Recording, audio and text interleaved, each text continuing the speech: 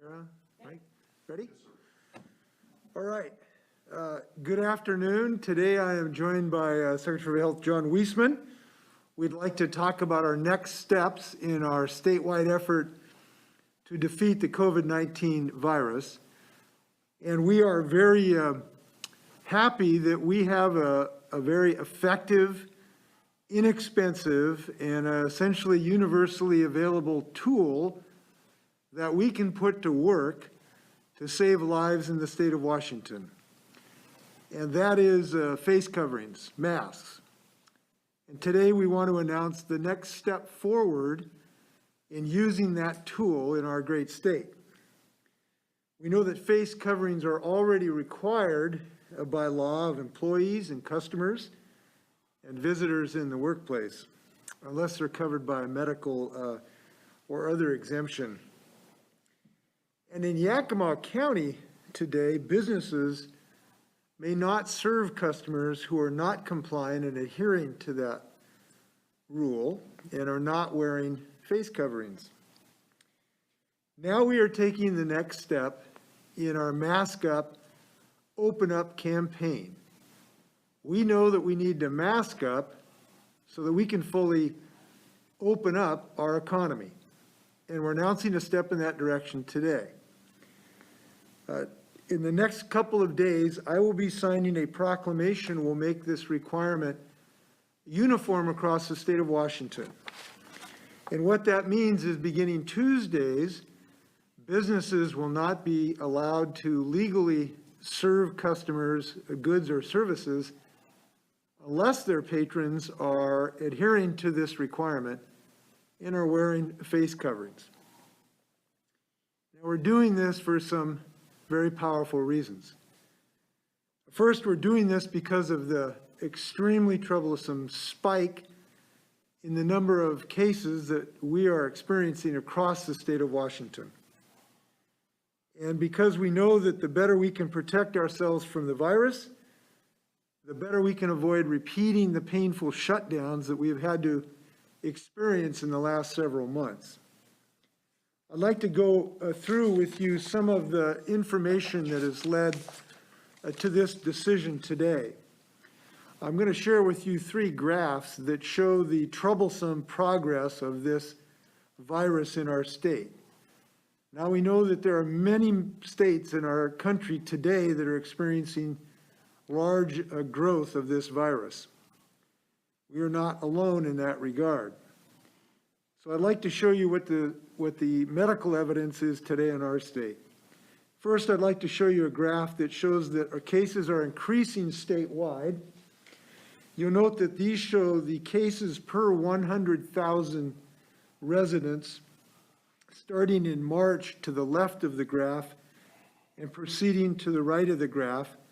You'll see that the virus infection per day peaked in April, went down in April and May, started to go up in June, and now is basically at the same level it was at the peak infection rate that we were experiencing in April. And this is obviously a great cause for concern.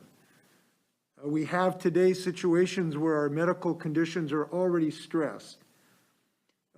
People in Yakima are having to be transported by ambulance across the mountains because of lack of ICU beds.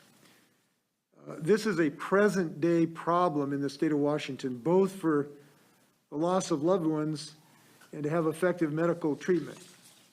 Second graph I'd like to show you that unfortunately this phenomenon is affecting essentially the whole state, or almost the whole state.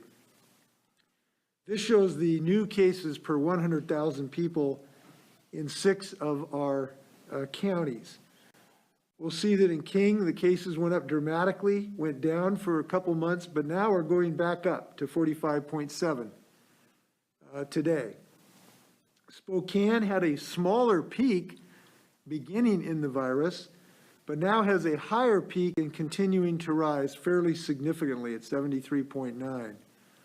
Whatcom County had a similar situation to King, a high peak in April, went down dramatically, and now it's back up to 64 cases and rising. Franklin County, again, had a relatively low peak in April, but now has gone up dramatically to 59.1. Yakima essentially escaped an early peak, but has been climbing significantly since mid-April, and now is at 617. I'll come back to Yakima in a moment. Pierce County, same story, high peak in April, significant reduction, and now it is rising again to 36.8. There's a couple lessons from these charts. One is that Washingtonians have done some good things. We knocked this virus down. We reduced the rate of infection, and that's because people did some very painful things in closing our economy. But now we'd like to continue to reopen our economy. That can only happen if we drive down this rate of infection that is increasing, and that involves wearing more masks. The third graph I'll show you is a graph produced by the Institute for Disease Modeling. This shows an epidemiological concept called the effective reproductive number, or R0, also known as RE. This shows the number of people that everyone who is infected infects. And you'll see beginning in March, in eastern Washington, which is the red line, and in western Washington, which is the purple line, the R0 number was somewhere between 2.5 and 3. That means every one person infected 2.5 to 3 people. Again, because of the good work we did in Washington, we knocked that number down. And we knocked it down so that it was below 1 in western Washington and at 1 in eastern Washington. That is absolutely critical, that number 1, because if we get that down below 1, the number of infections goes down over time. But if the number is above 1, the number of people who are infected goes up. Today, you'll notice in the recent few days, let's say since May 31st, the R0 number unfortunately has gone up significantly in western Washington. That now is up to about 1.5. In eastern Washington, worryingly, it's above 1, although it has, you'll notice, come down a little bit in the last couple of weeks. So the sum total of this information is that we have a very, very worrisome increasing infection rate in the state of Washington that is above 1. That means it is growing today essentially everywhere in all the regions of the state of Washington. Now, we also know this. These graphics show the virus has spiked in recent weeks, and we know this. This is not just a coincidence of more testing. It's because more people are becoming infected. That is clear. And John Weisman will talk about that a little bit more. This increasing virus transmission is seen in the number of new cases, in the percentage of positive test results, and the number of hospitalizations. Now, why is that R0 number going up? Why has it gone up above 1? And the answer is pretty simple. It is because people are interacting more. They're having more physical, close contacts. And it is important to know that it is today greater than 1, both in eastern and western Washington. It means the pandemic is growing, not slowing, in our state. And we know this. If we are going to interact with one another, we simply have to do it in a way that reduces the transmission of this disease.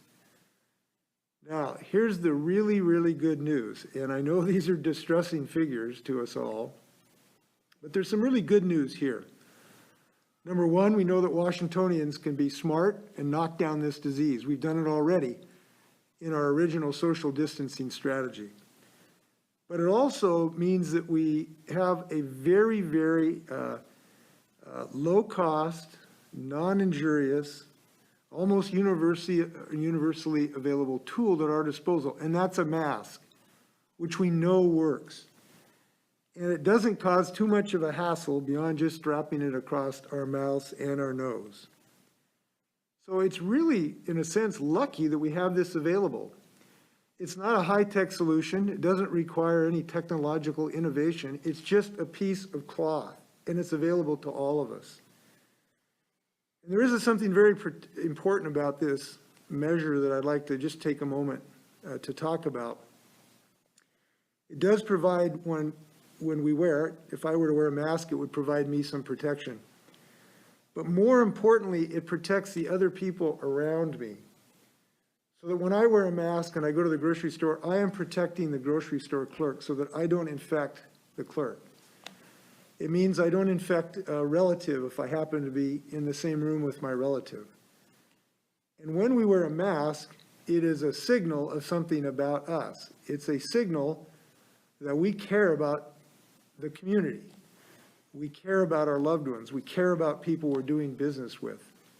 It is a symbol that we realize that we're willing to be a little bit heroic to protect other people.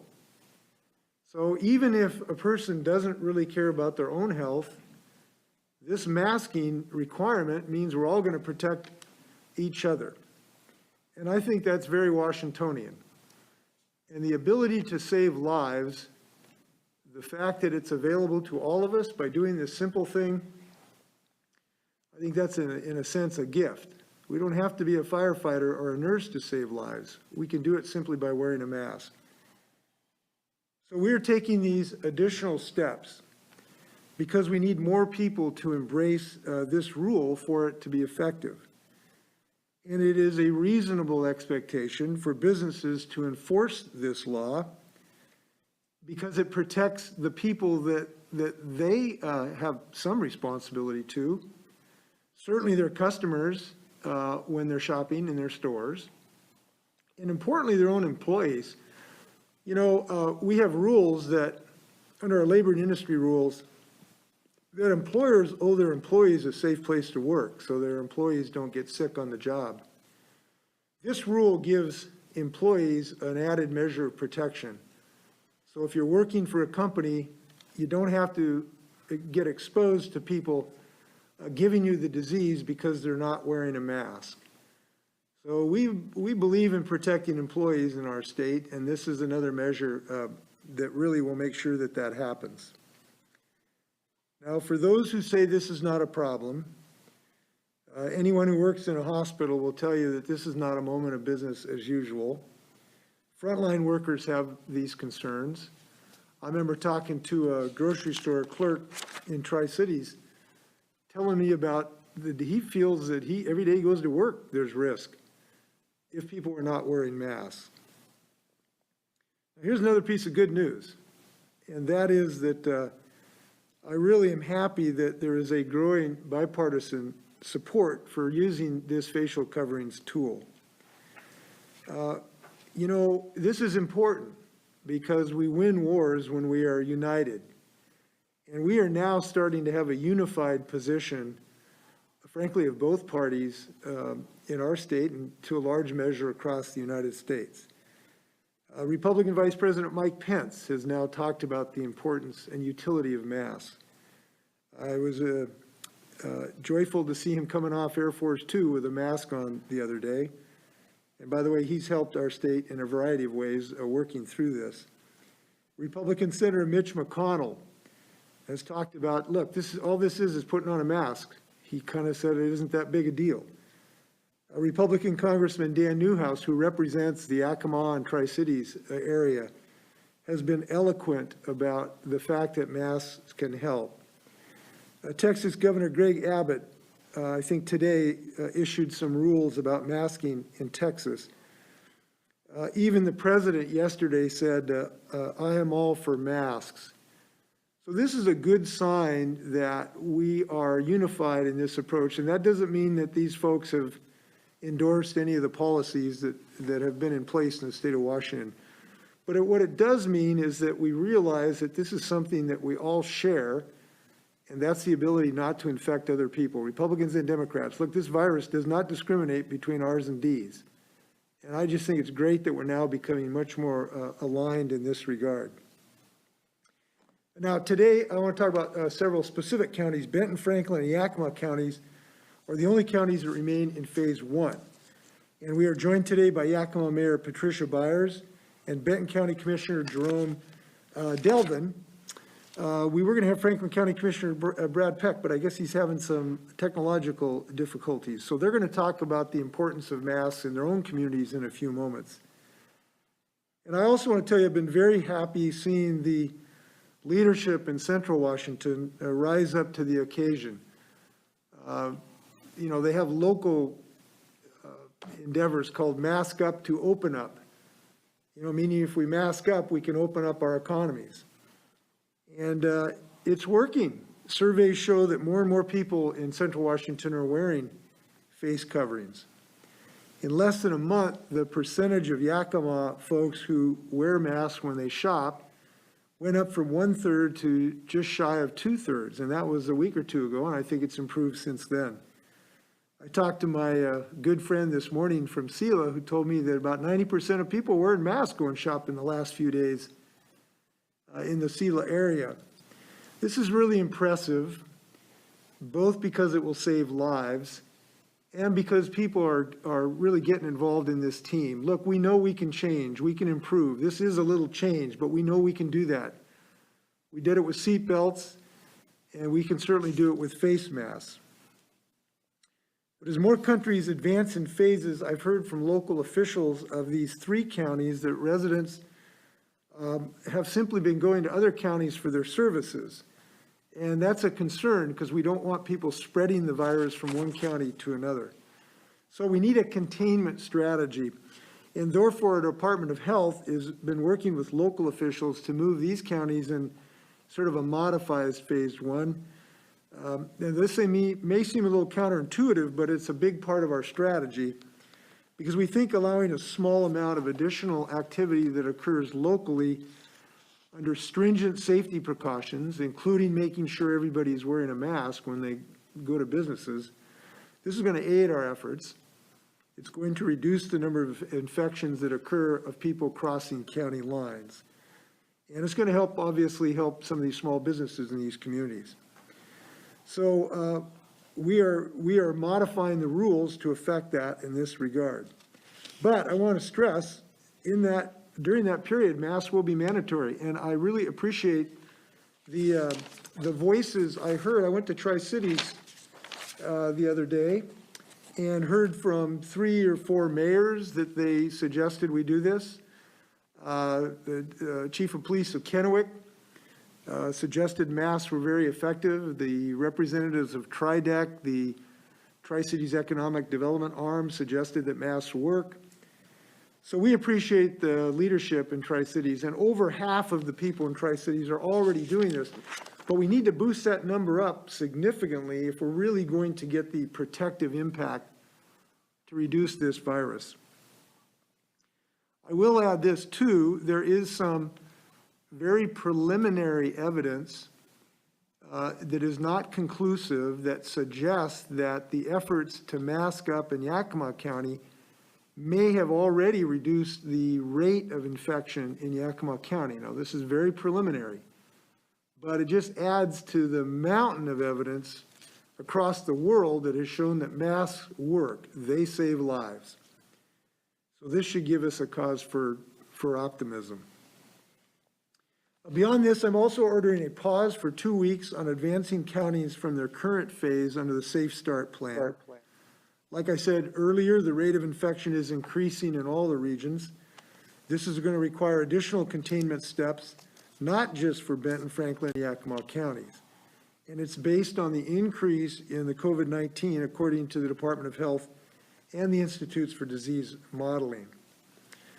Now, as we go along, we're going to learn what works and what gives us concern. And one of the concerns we have is about bars becoming a center of infection. We've seen this happen nationally. I'm sure you've heard the stories of dozens of people becoming infected at one bar at a time. So we are removing bar service from the list of permitted activities in those counties that are in phase 3. Bars are still permitted to be open and provide service under the reduced percentages, but they will not be allowed to serve patrons at the bar top, and the establishment must follow all of the restaurant and tavern health requirements. We're trying to eliminate the prolonged mingling in restaurants and taverns to ensure that people remain safe. And what this means is, look, if you're going to go into one of these establishments, we need to sit down, need to be served at our table. We just can't have folks mingling shoulder to shoulder. It's way too dangerous, and we want to learn the lesson of other states. And we know that other states, unfortunately, who have not done some of these things, have had to close their recently reopened restaurants, again, because of the disease transmission. We hope to avoid that fate. And I think the news here is today we're doing something that hopefully can avoid that fate, something that works, something we can all help on, something that is currently allowable and important to do. So with that, I'd like to turn it over to John Weisman to talk about the metrics behind some of the things we've talked about today. John. Great, thanks, Governor Inslee. So as you said, COVID-19 continues to be a serious threat here in Washington state. The trends that we are seeing in our communities and across the state are very concerning and should make all of us stand to attention. In Washington, our case counts have dramatically increased over the past 5 to 6 weeks. Yesterday, we hit a near all-time high for the state with 618 new cases reported in a single day.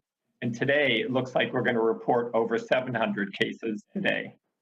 While testing has increased significantly over the last month, and we're really pleased with that, we cannot solely attribute these increases to more testing. Other data show that a true increase in COVID-19 activity is occurring throughout the state. First, the proportion of positive tests is slowly increasing in Washington, suggesting that the disease activity is increasing as well. In early June, that was about 5.5% of the tests coming back positive and had dropped down to 4%.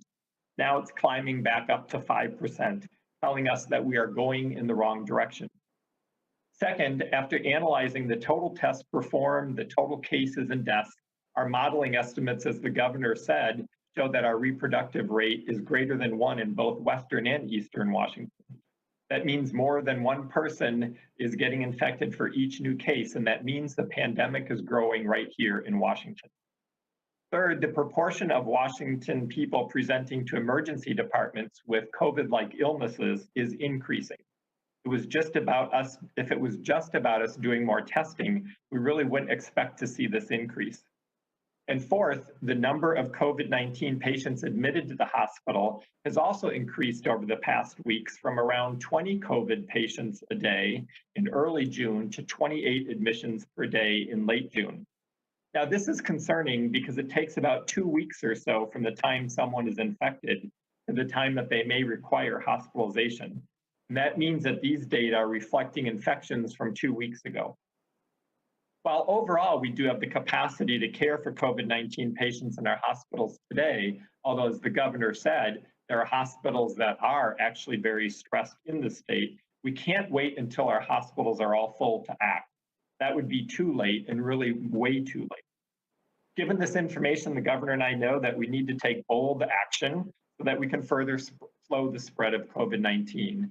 And that's why today we're putting a pause on all county applications to move to their next phase of the Safe Start plan. Counties will remain in their current phase for at least the next 2 weeks. Any applications that the department has under review will be paused until July 16th. And effective next week, as the governor said, new statewide proclamation will require businesses to refuse services to those not wearing face coverings and builds upon my statewide order, which requires individuals to wear face coverings in public settings. The science supports that when we use face coverings, we limit the spread of infected droplets being passed on to others when we talk, cough, or sneeze. And we know that somewhere between 20 and 40% of cases are asymptomatic, meaning that they don't show any symptoms, but people can still pass the virus on to others. We also know that people can spread the virus for up to 2 days before they begin showing any symptoms. And that is why face coverings just continue to be such a critical tool that we can use to slow the spread of this virus. We're also modifying the one activity that is allowed in phase 3 in terms of bar top service. Starting next week, it will not be permitted in Washington state. Individuals can still dine out following the guidance requirements. And counties that are currently in phase 3 will be required to follow these new guidelines. Finally, I'd like to talk about Benton, Franklin, and Yakima counties. These counties have been greatly impacted by COVID-19, and they do remain in phase 1 with only essential businesses open. The Department of Health has worked with these past 3 weeks with local health officials to develop a roadmap and containment strategy to help them progress forward in a safe and thoughtful way. Many residents from these hotspot counties are seeking services outside these counties, which carries the risk of spreading the virus into communities with less infection. We have seen improvements, as the governor said, in face cloth coverings in these communities. In Yakima, that went from 35% to 65% just within a month. And in Benton Franklin, it's now at about 54%. After the Board of Health in these communities and county commissioners take action, these counties will be allowed to move to a modified phase 1, which will allow construction, manufacturing, limited outdoor dining, in-store retail at 15% capacity, and dog grooming and gatherings of people less than 5. Keeping folks local for their services is an important element to containing the spread. And having businesses operate under the safe practices rather than people seeking services outside of safe business operations increases the safety. I'm counting on these communities to strictly enforce the safe business guidelines. Anything less than that will risk any progress. And I'm confident they will do so. Their chambers of commerce and other business groups have been hard at work helping businesses understand and comply with the business guidelines. This effort has been essential in our considerations of this action today. We will continue to work with these communities to monitor the trends of COVID-19 in the coming days and weeks, and we'll adjust our efforts as necessary. As a state, we have a challenging road ahead of us with this virus. If we want to keep businesses open and let our kids return to school in the fall, we need to do our part. All of us need to do our part to slow the transmission. As we head into this holiday weekend, I'd like to reiterate some critical steps that we must take every day.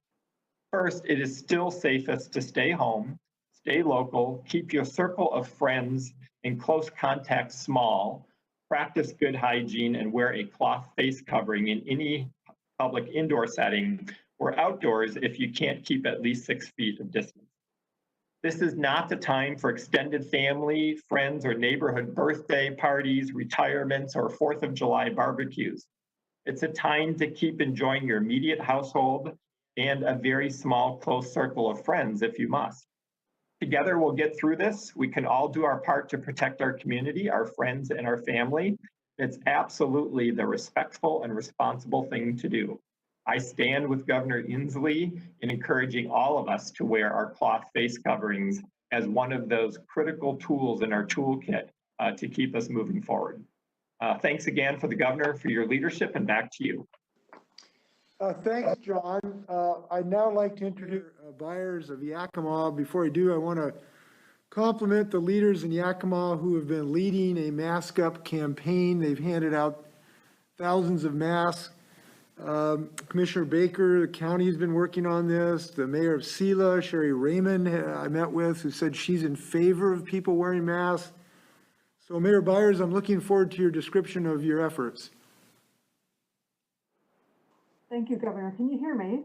Yes, we can. Wonderful. So first of all, I just want to thank you for this opportunity today. And I do want to give a huge thanks to all of the collaborative work in our community. I want to tell you all of the agencies that are working together. And this all started when about 4 or 5 weeks ago, you asked me to put a measure through our city council to recommend masking in public places where we could not social distance.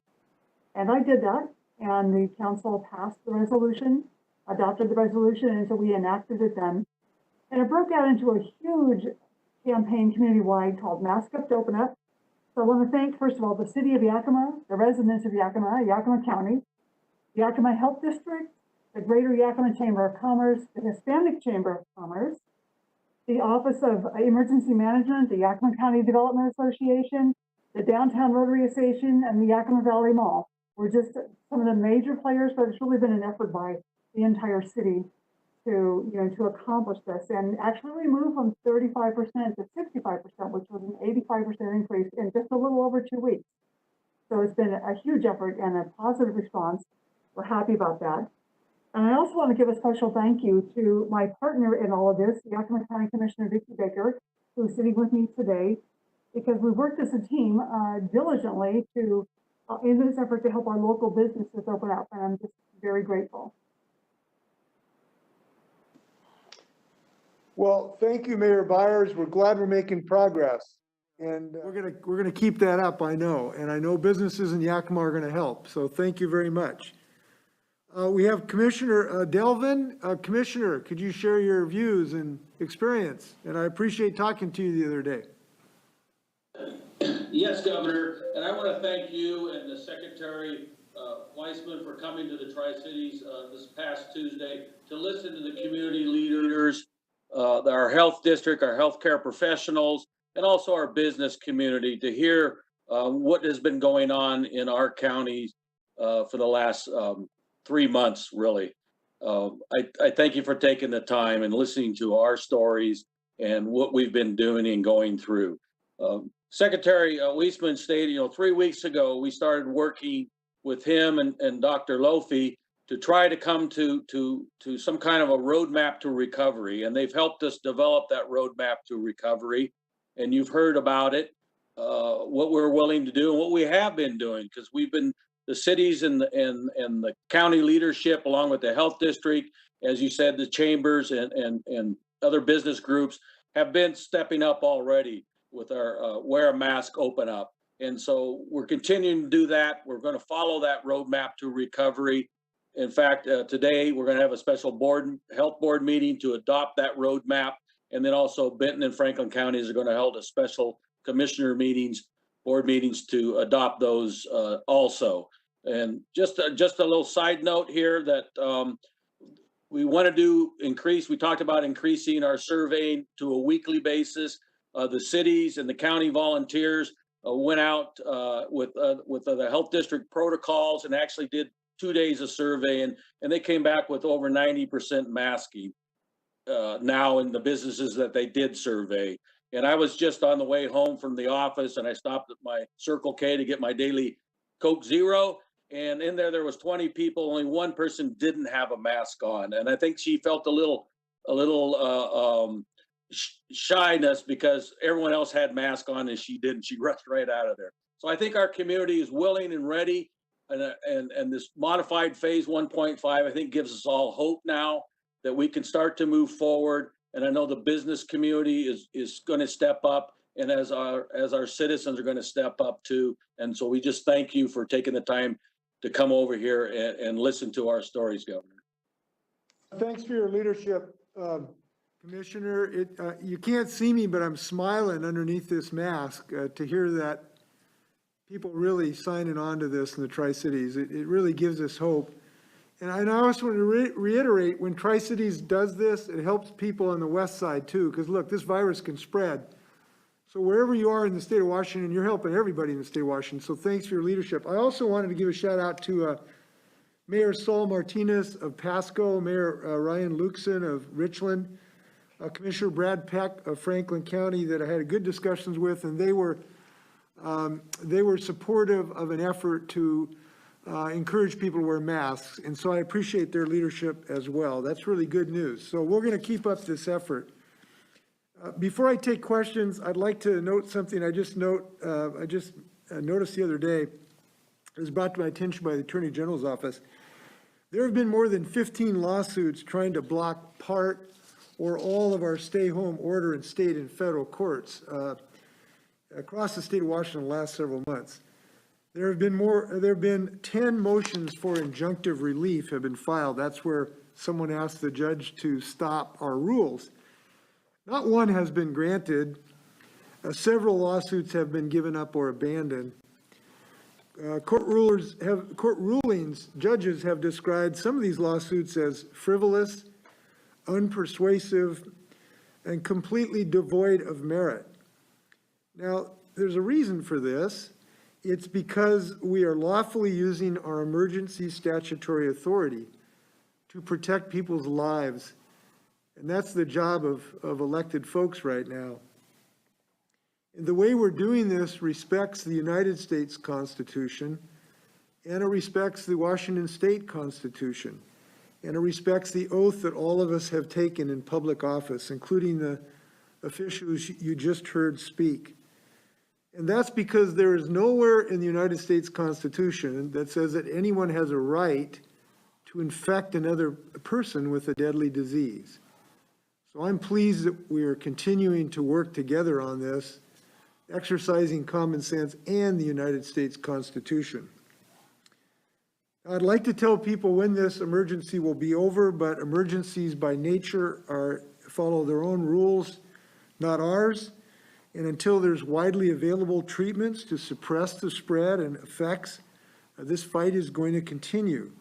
But we're stronger today than we were yesterday because we're taking more steps. And you heard Commissioner Delvin talk about the progress we're already making in the Tri-Cities because of the community effort. One closing comment, and that is about our celebration of Independence Day. This is a moment, obviously, of the great blessings of democracy, and I know we're going to enjoy that in our own way. But this year, I really hope people want to celebrate trying to win independence from this virus, as well as independent for our nation. And that means it's got to be a little bit different than we usually do it. If we're doing things we normally do in the same way, that's a little bit too dangerous this year. So I hope people are going to enjoy people, but have good social distancing, do it outside of humanly possible. Wear a mask, this makes sense, maybe with a flag on it, or maybe your favorite team, or whatever is your taste. I will make a couple other comments of clarity I wanted to mention. The state is working with cities and counties on this effort. The state has delivered or will deliver 3.6 million masks to low-income people to make sure that they were available. And cities and counties and nonprofits are also doing the same thing. A couple other comments about our proclamation that I announced today. Number one, this is not an optional plan for businesses. This is a legal requirement. This is not merely a suggestion. If you go to a business and you're not complying with this, the business cannot legally serve you, and that's not an option for them. It is simply required by our law. The second thing I will say is if you do have a medical condition that makes wearing a mask difficult for you, you do not have to tell the business what that medical condition is. You simply tell the business owner, I have a medical condition that exempts me, and that will be honored by the business. So we think we have a plan that can save people's lives, that is inexpensive, achievable, and I'm looking forward to our continued success along the nature we've already had. With that, happy to stand for questions. This is for either the governor or Secretary Weissman. In regards to the 2-week pause for counties, is that an indication that there's a belief that some counties were advanced too quickly into phase 3? And has the state given itself enough time to evaluate the data from previous reopenings? John, do you want to start? I may follow up, but. Sure. I think what this really is a reflection of is the increased activity, and that, as the governor said, the social interactions are increasing the virus spread. And in part that's because we're not being as careful as we need to be. As the governor said, if we keep our physical distancing, if we implement the safe business practices as described, and if we're wearing our face coverings, we're gonna prevent that increase in infections. What this really does is it gives us a chance to pause, take a look at what's happening, make sure we fully understand where the numbers are going, which we know right now are not in the direction we want them to go. And it gives time for these face covering mandates to take hold. We know that using face coverings, when other states have done this mandatorily, that actually within 5 days, many states start seeing a slow in their spread. And I think that's the hope that we have from Yakima County. As the governor said, while the data are preliminary there, we have seen their rate of infections go down from 700 per 100,000 people in 14 days down to 600. And they have been increasing their face covering usage during this time. So we're really hopeful this is a time to pause, make sure we understand our numbers, and then consider how to best move forward. Yeah, and if I can add, the kind of moment we're in. I used to paint houses working my way through college, and sometimes you'd have to step on one ladder over to another ladder. And you paused when you make that transition, and that's kind of what we're doing, because we're making a transition from social distancing, shutting down businesses, to universal use of masks and social distancing. And we got to make sure we make that transition right and carefully, and that's what we're doing. And the good news is, we think we're going to be going up as we continue to increase the percentages as they go up of people who wear masks. I think that's the challenge of the moment. Yes, and concerning the statewide business requirement with masks, does that now cover working out in gyms, a specific modification that California announced yesterday? Well, that is a very interesting question. John, do we have absolute clarity on that regard? I'm not sure we have a specific rule on gyms in that regard. First of all, gyms aren't allowed to be open until phase 3, and they're at 50% capacity at that point in time when that happens, again, purposely to increase the physical distance. We do require face coverings if you can't keep that physical distance during that time. Okay. Next question comes from Essex with Cairo. Governor, two questions for you. Did you end up, as you look back on it, did you end up yielding to pressure to reopen too soon? And second question, we're understanding that there will not be a special session, but how can we wait until January to deal with such a huge budget gap? Well, you know, I've said this before, I use drive in the rear view mirror. So spending a lot of our limited time thinking about the past is not something that's really productive. But I will tell you, I think the decisions we have made have been appropriate and based on science. And I can't think of any right now that I really regret. And we have had success bending the curve as much or probably more than any other state in the country, at least as much. So our decisions in this pandemic have been successful and as or more successful than other locations. So I can't express any great regret. So no, I did not yield to pressure. The only pressure I feel is science, and you got to follow the science. And what the science have led us to believe that we've had considerable success to date, but people seem to be lessening their commitment now to some of the social distancing requirements. And we haven't got the use of masks up as high as we believe we need. And that now we need to buckle down and do those things. And I have a confidence that these are actually going to work if Washingtonians do this. So I think, and again, I've said this many times, I'll say it again, I want to credit Washingtonians for what they've done. They bent the curve down. They did buckle down. They did follow our Safe Start rules. And if they continued to do that, given the current status, I think there's a reason to believe that we're going to continue to not allow this to overrun the state of Washington and our hospitals. So I come to you with good news today, which is we have a mechanism for using our heads and our science and our common sense to rescue lives in the state of Washington. Now that's good news. And today we are recruiting more people to do it. And that's the businesses who will now are being recruited. Maybe that's a draft, but it's a good one and it's a necessary one. And I think it's going to have good success. That's what I believe. On the session, the reason there isn't a necessity of a special session is right now, we do have adequate resources for the state to fulfill its obligations, up to January. We have a healthy reserve. We have made cuts already of about approaching $600 million. So we have already tightened our belts and are in a position to be able to last until January. Would you like to ask a follow-up? No, thank you. Great.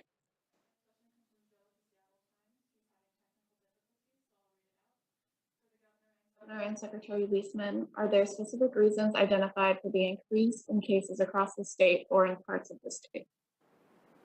John, would you like to address that? Well, I think as the governor indicated, the reason we have increases is that people are increasing their interactions and are not sort of paying attention to the physical distancing that we are talking about to the level that they need to.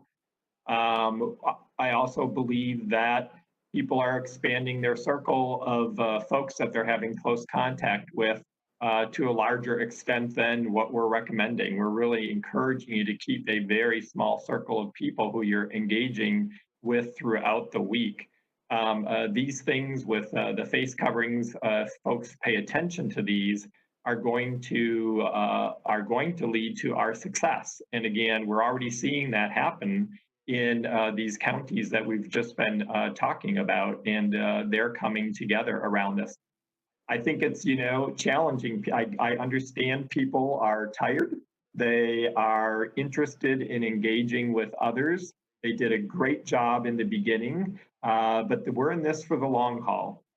These viruses, have a timeline of their own. They're not necessarily our timeline, and we have to remain vigilant.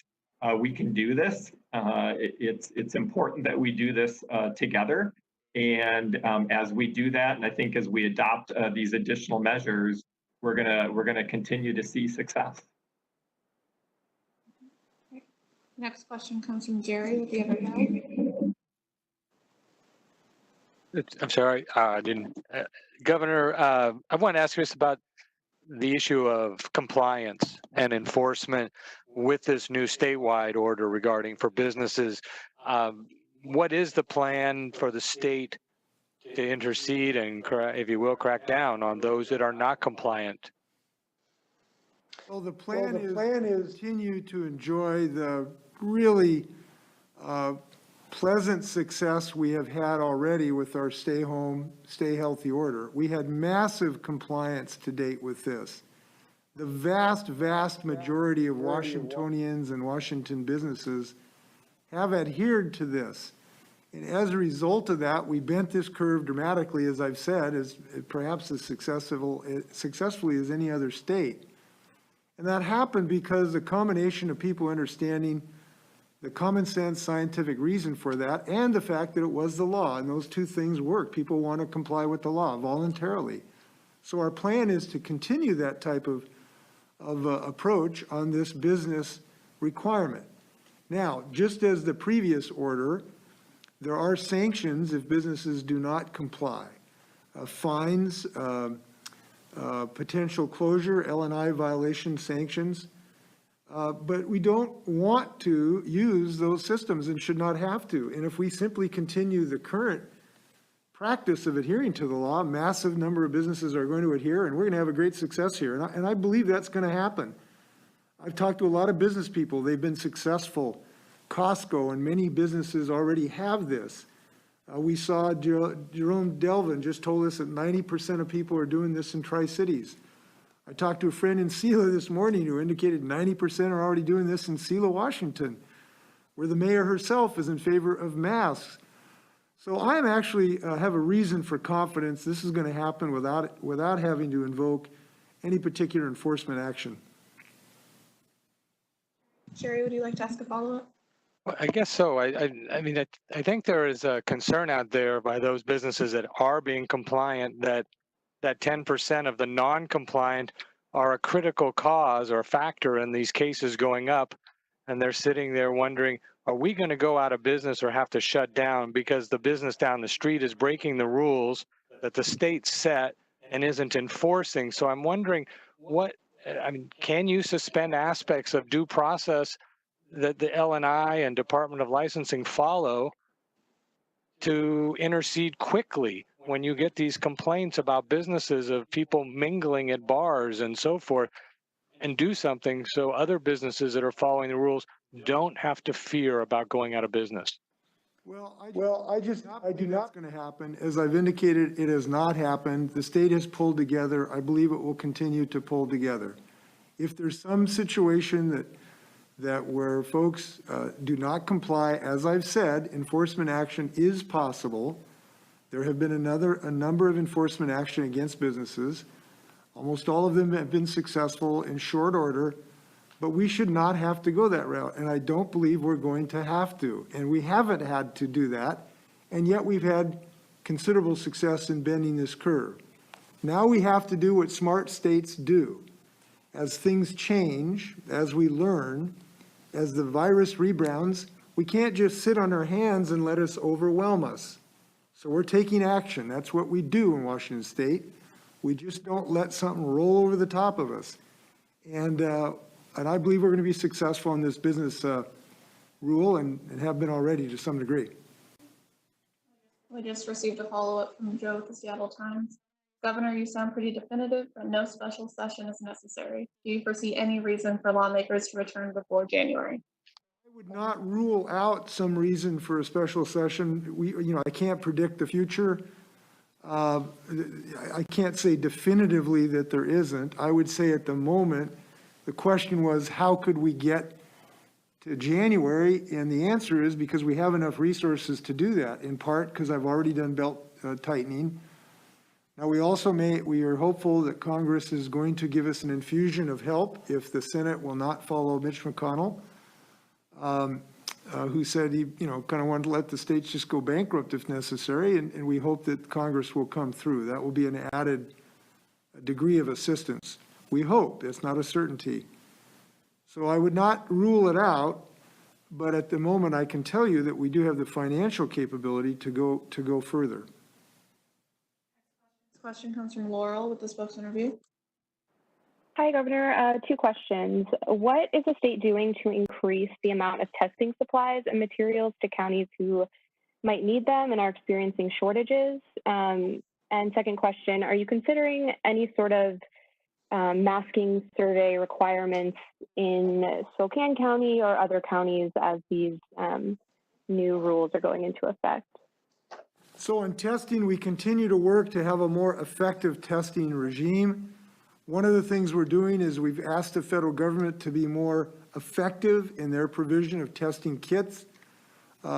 Secretary Weissman wrote a letter to the federal government a few days ago identifying some of the problems with getting defective and incomplete and unorganized kits that have made it very difficult for us to do this. We hope the federal government will improve their performance in that regard so that we can increase the availability of testing on a more effective basis. Now, we're doing some other things, if I can just add too. We're doing things to allow testing to work, meaning that people who are positive actually do contact tracing and then they effectively isolate. And one of the things we're doing is trying to improve the support systems to families who have to isolate in a variety of ways. I saw Spokane County has 300 people in a voluntary organization to help these families to isolate. Very creative. They even they give pulse oximeters to put on your fingers. So if your oxygenation level gets low, you know to go to the hospital. That's the kind of thing we need to build across the state of Washington. We're working on that with a variety of counties. We're also considering a way to enable and encourage businesses as appropriate to make sure that they follow a local health directive. If the local health director orders a business to do broad scale testing, we have to make sure that they do that. So that's one of the things we're trying to assure as well. You ask a mask question, and I'm trying to remember, I'm trying to read my writing here. The mask survey, yes. We are requiring a survey in some counties. John, I can't recall exactly what counties where we're requiring this. Right now it's Benton, Franklin, and Yakima. And I think as we continue to go forward, we'll keep examining if that's important as county situations change. We also know that there are some efforts underway for grocery store chains in working with other researchers to look at what mask usage is. So we're going to keep engaged in those because we want to know, just like everyone else, that we're making the progress that we're looking for. Would you like to ask a follow-up? No, I'm okay. Thank you. Great. Next question. If I can just add something to this. I think it is important to realize this is an iterative process. As we monitor situations, we adapt. It's one of the reasons we've had some success. So Spokane County, they are having a relatively rapid rise. If that continues to move forward and we have questions about mask usage, you can anticipate we would have a surveying requirement in Spokane as well. So, you know, these things can alter as time goes on. And we hope Spokane is successful in their mask up effort. I know that they have a lot of local leadership that is doing that in Spokane, and we appreciate that. Next question comes from Tom with Northwest News Network. Hi, just a couple quick questions for Secretary Weissman to clarify the 2-week pause. Does this apply retroactively to counties that seem to have the virus under control, like San Juan, Klickitat, Jefferson, that have applied to move from phase 2 to phase 3 before today's announcement and have their variance application pending on your desk? Yes, the pause is applying to all applications that we currently have. We have reviewed some applications and put them on pause even before this, given the situation in their counties. So we're taking this time to stop and evaluate all across the state. Decisions are hard. If it's a saving grace at all, many, many states are in this situation right now. I got a call from a governor a couple hours ago in similar situations. We know Texas, California, other places, this virus has some common trend, which is it can come back. And we've got to be aggressive.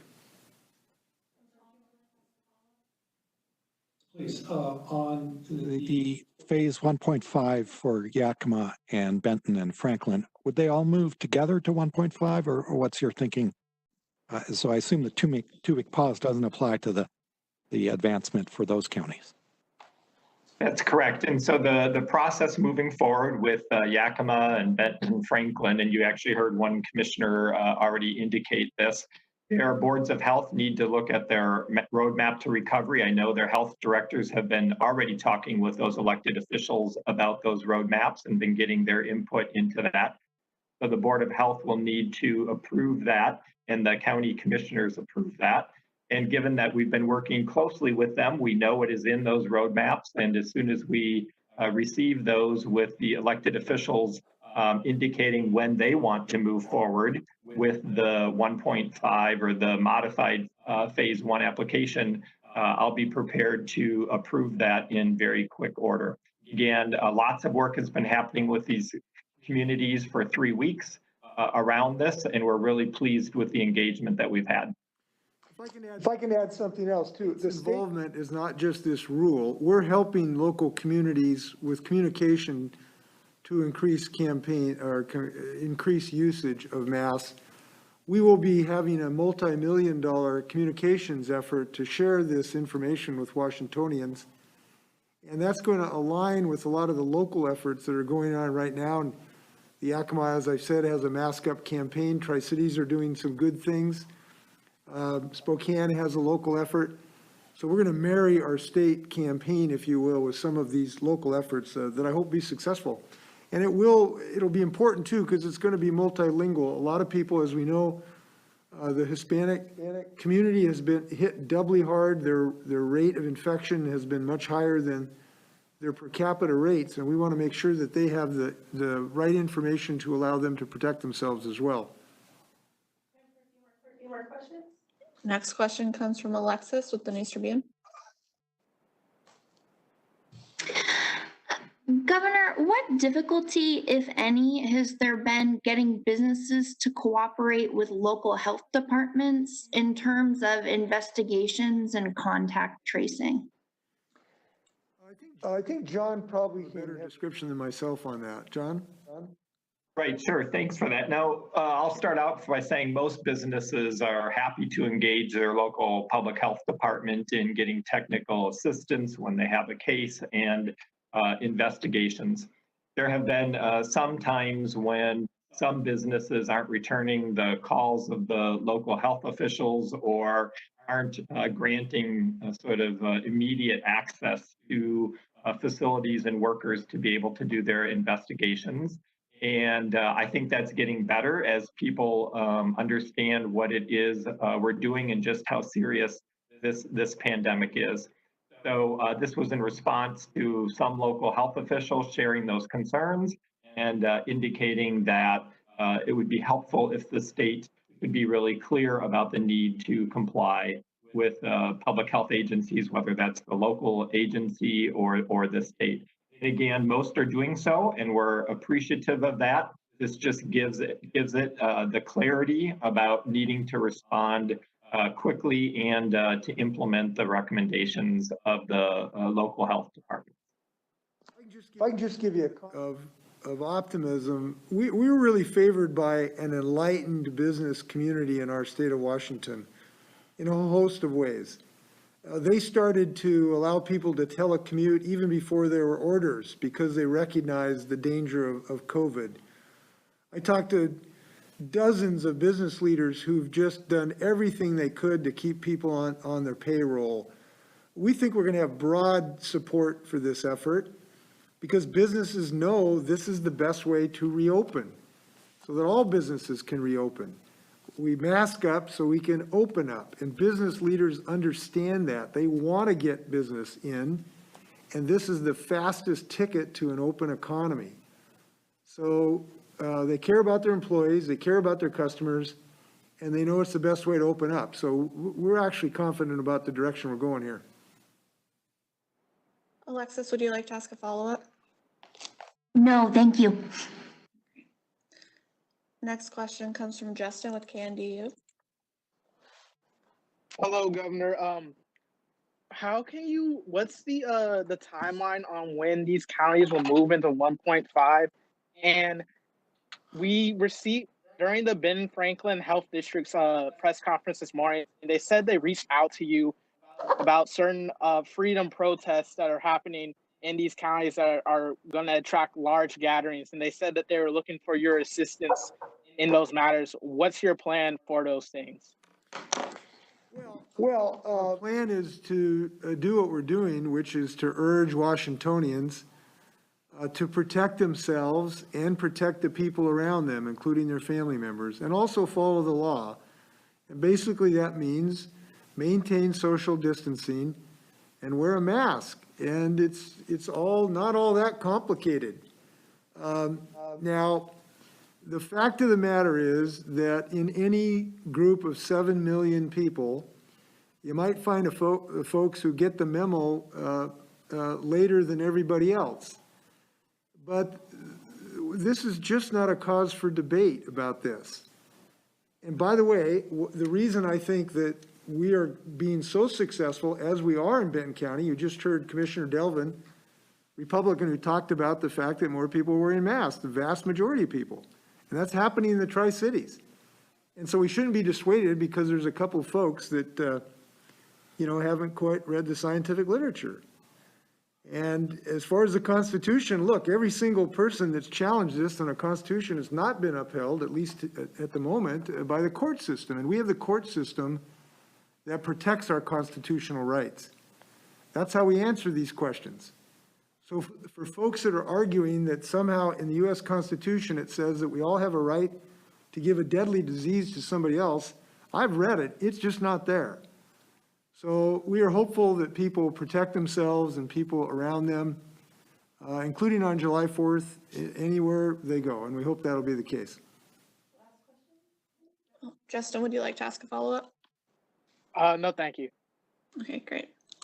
There was a question about the time go into effect. John, when will this go into effect, Tri-Cities? Yeah, so the timeline again, we were really clear. We wanted local officials to determine the timeline.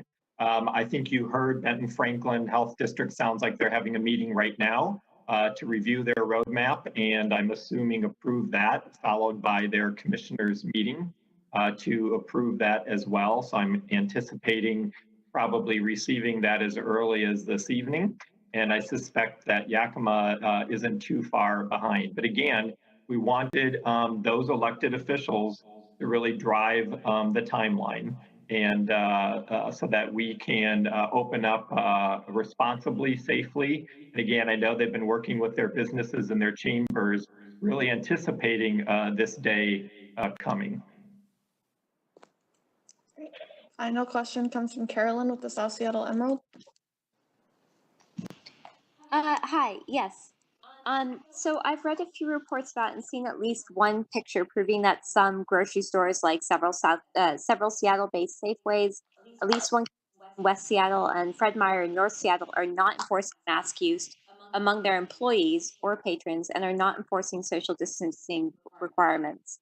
At least one of these businesses has been reported more than once, but has apparently not changed practices. Why hasn't the state been more active in ensuring that corporations and companies that are deemed essential businesses are putting their employees' and customers' health and safety first, particularly since coronavirus cases in King County have more than doubled in the last 2 weeks? And at least 40% of those are coming from the city of Seattle. And then additionally, as the Upper Herald reporter asked, how are you going to keep a handle on this going forward, since presumably the previous mask mandate you issued made it mandatory to wear masks inside these businesses before? Well, these businesses, thank you for your information. We appreciate that. You can anticipate these businesses getting a call, and I'll bet you $1 to a donut, we're going to get better compliance if that's the effect. And that's what we have found in our safe, stay home, stay healthy initiative. As I said, vast majority of the businesses complied. For those few that did not, they'd get a call, and within 24 hours usually came into compliance. And for the even smaller percentage that were kind of acting in an objectionable way, they could get sanctioned, and then they would comply. So thank you for the intelligence. We'll act accordingly.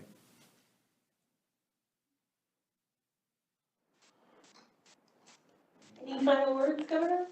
Again, I want to thank everyone for their efforts. We hope everyone will be a Washingtonian. We hope everyone will be a hero. We hope everyone will take care of their families. And that means I hope everybody's going to mask up. Thank you very much. Have a happy 4th.